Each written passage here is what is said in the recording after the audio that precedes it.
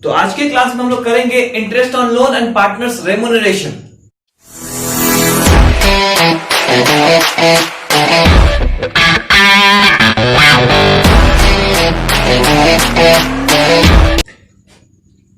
सबसे पहले बात करेंगे इंटरेस्ट ऑन लोन के बारे में, और इंटरेस्ट ऑन लोन के बारे में बात करने से पहले बात करेंगे पार्टनर के लोन के बारे में। पार्टनर के लोन के बारे में पहले भी बताया हुआ है, जिसका लिंक आपको यहां मिलेगा। थोड़ा सा अभी बात कर लेते हैं दोबारा से, पैसा थोड़ी जा रहा है। तो क्या होता है, पार्टनर का लोन है ना, तो ये मत सोचना कि पार्टनर का लोन है, उसको बस लोन समझना। और अगर लोन है तो वो एक्सटर्नल लायबिलिटी है, ठीक है, ये बताया पहले भी है ना। तो लोन भले ही पार्टनर का है, लेकिन उस लोन को एक्सटर्नल लायबिलिटी मानना है, यानी बाहर वाले का कर्ज। तो उस लोन पे जो इंटरेस्ट लगेगा ना, वो भी बाहर वाले के लोन पे लगा हुआ इंटरेस्ट होगा। इसका मतलब ये हुआ कि ये पार्टनर्स के बीच का मसला नहीं है। जैसे कि सैलरी है या इंटरेस्ट ऑन कैपिटल है, ये चीजें जो है ना, ये पार्टनर के बीच की चीजें हैं। इसको हम पीएल एप्रोप्रिएशन अकाउंट में दिखा देते हैं। लेकिन क्या बोला, हम बोल ये रहे हैं कि पार्टनर का जो लोन है वो एक्सटर्नल का लोन मानेंगे, तो उस पर जो इंटरेस्ट होगा उसको एक्सटर्नल के लोन का इंटरेस्ट मानेंगे। तो उसको जगह नहीं देंगे, कहां नहीं देंगे, पीएल एप्रोप्रिएशन अकाउंट पे। Interest on loan, it is the charge against profit. It is not recorded in the PL appropriation account, and at the time of dissolution, partner's loan is repaid before capital. मतलब अगर X एक बंदा है जिसने business चलाया हुआ है और Y उसका पार्टनर है। X ने 1 लाख रुपए का लोन दिया था। अब जब पार्टनरशिप खत्म करेंगे तो सारे बाहर वालों का कर्ज चुकाएंगे। उसके बाद जो बचेगा वो पार्टनर्स अपने घर लेके जाएंगे। तो जो X का कैपिटल होगा ना, वो एक्स लास्ट में लेके जाएगा, लेकिन उससे पहले एक्स को, यानी एक्स को उसके कैपिटल से पहले उसका लोन चुकाया जाएगा। ठीक है, तो ये था हमारा। अब अगर खुदा ना खास्ते पार्टनरशिप डीड नहीं होता है तो क्या करेंगे, इसके बारे में भी एक वीडियो बनाया था इधर। पार्टनरशिप डीड अगर नहीं होगा तो इंटरेस्ट ऑन लोन तो भी देंगे। क्यों देंगे, क्योंकि ये चार्ज है। और कितना परसेंट देंगे, तो 6% देंगे। यानी कि in the absence of partnership deed 6% interest on loan देना है पार्टनर का। आपको ये प्लीज मत बोलना कि सर इंटरेस्ट कैसे कैलकुलेट करते हैं, क्योंकि अगर आपको इंटरेस्ट कैलकुलेट करने नहीं आता है तो आप वापस चले जाइए, क्लास 6, 7, 8 के आसपास कहीं भी पढ़ लीजिएगा।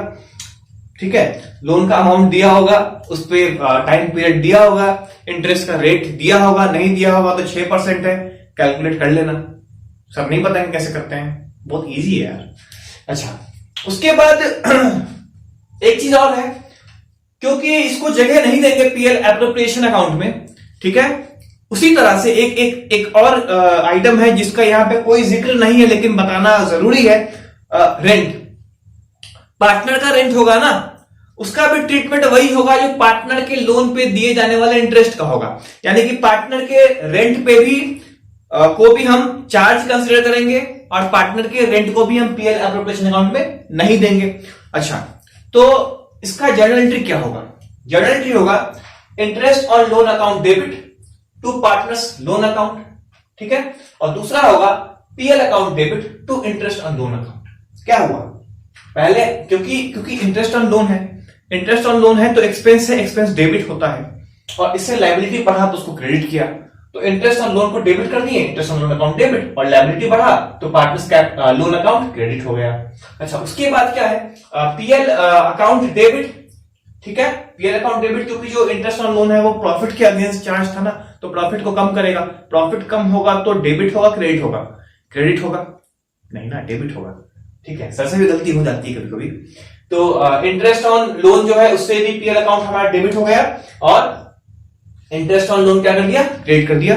और यहाँ पे इंटरेस्ट लोन हमारा खत्म हो जाता है, यहाँ डेबिट किया था, यहाँ क्रेडिट किया, इफेक्ट खत्म हो गया। अल्टीमेटली पार्टनर का लोन बढ़ गया और प्रॉफिट हमारा घट गया।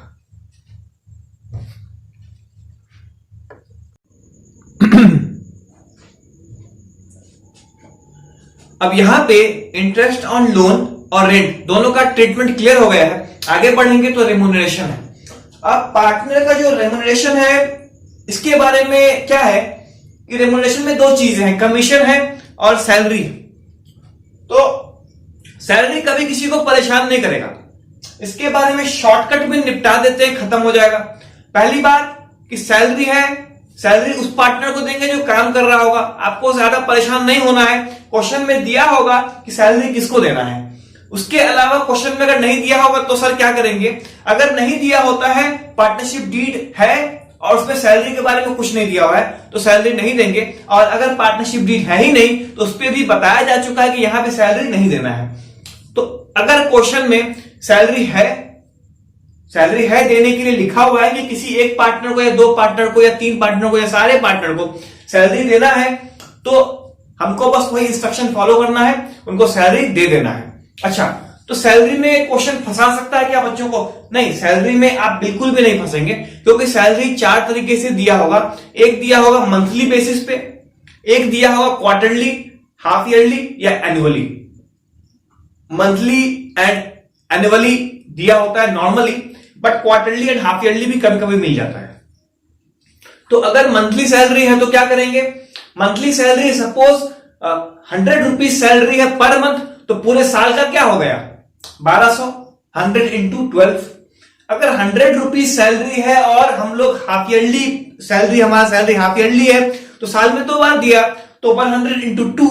क्वार्टरली है तो साल में कितने क्वार्टर होते हैं? 4 होते हैं, तो 100 इंटू 4। और एनुअली है तो कितने से मल्टीप्लाई करेंगे? किसी से भी नहीं करेंगे, क्योंकि वो 1 साल का था तो उसको एज इट इज लिख देंगे। बच्चे फंसते हैं एक जगह, कमीशन में।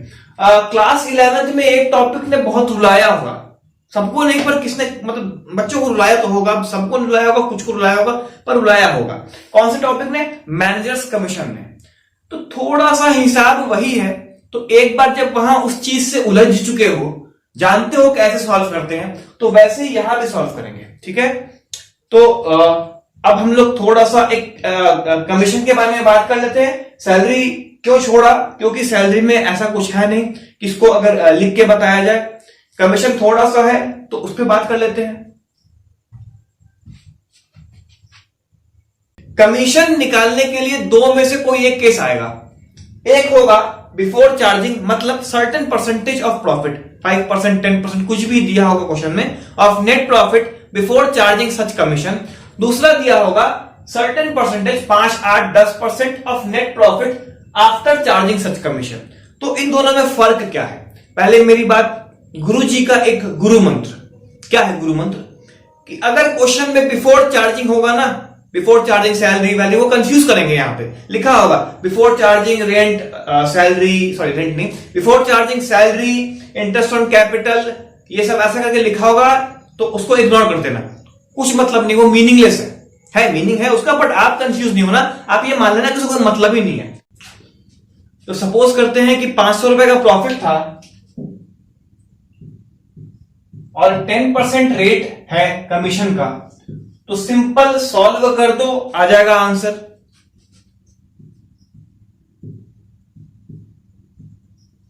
ठीक है, थोड़ा भी दिमाग लड़ाने की जरूरत नहीं है।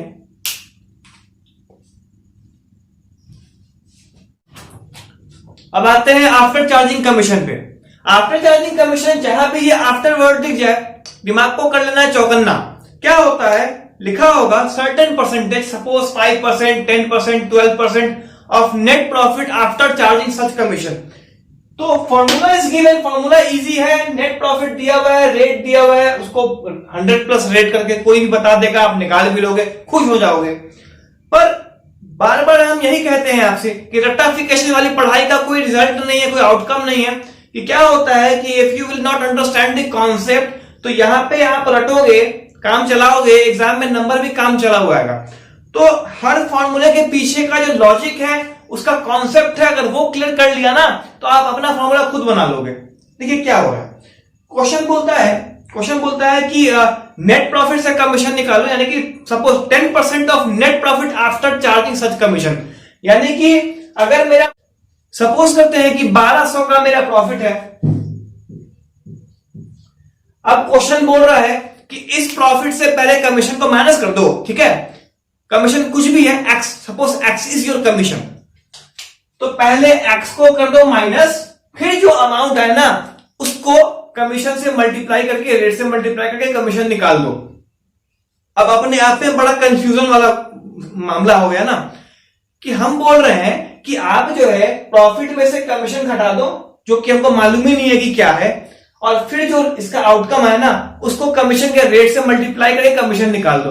तो यहाँ पे थोड़ा सा पेचीदा हो जाता है मामला अगर हम यहां समझे तो। पर अगर इस चीज को थोड़ा घुमा के समझेंगे ना तो ये घूमी हुई चीज सीधी हो जाएगी। कैसे होगा हम बता रहे हैं आपको।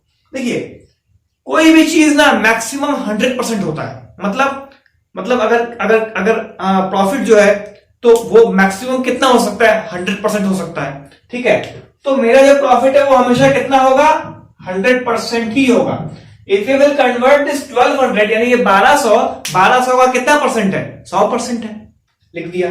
ठीक है, और एग्जांपल कि मेरा जो कमीशन है वो क्वेश्चन में वो 20% दिया हुआ है। ठीक है, तो यहाँ पे x जो है अगर परसेंटेज के टर्म में कन्वर्ट करेंगे तो 20% हो जाएगा। क्या बोल रहे हैं ना, एक बार फिर समझा देते हैं। हम ये कह रहे हैं कि अगर मान लेते हैं कि 1200 प्रॉफिट दिया हुआ है, तो 1200 अगर मेरा प्रॉफिट है और हम बोलते हैं कि बच्चे जो आपका मैक्सिमम प्रॉफिट होगा, ठीक है, वो कितना परसेंट होगा, वो 100% होगा। परसेंटेज के टर्म में मैक्सिमम 100% होगा। तो ये मेरा 100% हो गया और कमीशन कितना है, 20% है। तो कितना परसेंट आ गया, 120% आ गया।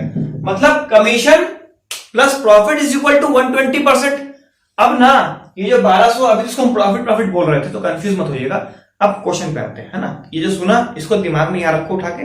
अभी एक चीज और सुनो, फिर उसको भी रखना, और दोनों जोड़ के क्वेश्चन हो गया सॉल्व। क्वेश्चन बोलता है कि प्रॉफिट में से कमीशन घटाओ और फिर जो आए उससे कमीशन के रेट से मल्टीप्लाई करो और कमीशन निकल जाएगा।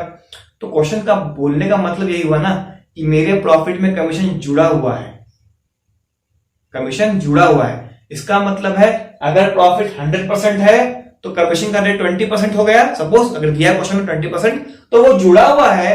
और जो मेरे पास जो फिगर दी हुई है वो एक्चुअली में कमीशन प्लस इंटरेस्ट है। ठीक है, सॉरी कमीशन और सॉरी तो जो मेरे पास वैल्यू दिया हुआ है वो प्रॉफिट है प्लस कमीशन है, मतलब सब जोड़ के 120% है। तो ये जो फिगर है 1200, क्या कह रहे हैं हम इसके बारे में कि ये 1200 एक्चुअली में 120% है। मतलब प्रॉफिट का 100% और कमीशन का 20%, ये है ना। और कमीशन होना कितना परसेंट चाहिए था, 20%। तो अगर आप 1200 को 120% से डिवाइड कर दीजिएगा ना तो 100% वैल्यू निकल के आ जाएगा। देखते हैं क्या आता है।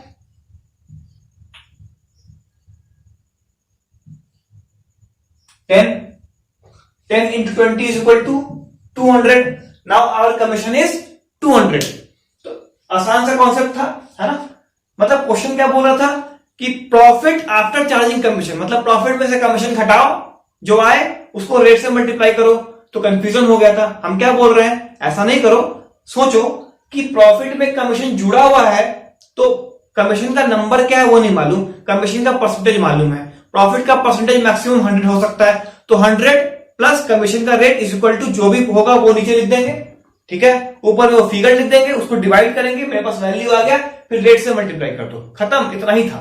ठीक है, तो ये था आपका इंटरेस्ट ऑन कमीशन का मसला। ठीक है, इस पे अगर आपको और ज्यादा प्रैक्टिस करना है तो जूम पे आप कांटेक्ट कर सकते हो, आप कमेंट कर दो, आप जूम पे कनेक्ट हो जाओ, या फेसबुक पेज है आप वहां कनेक्ट हो जाओ, आप बताओ, वहां हम डिस्कस करेंगे। इसके अलावा अब जो नेक्स्ट वीडियो आएगा उसमें दो चीजें हम करेंगे, दो वीडियो आएगा बैक टू बैक, उसमें हम दो चीजें करेंगे।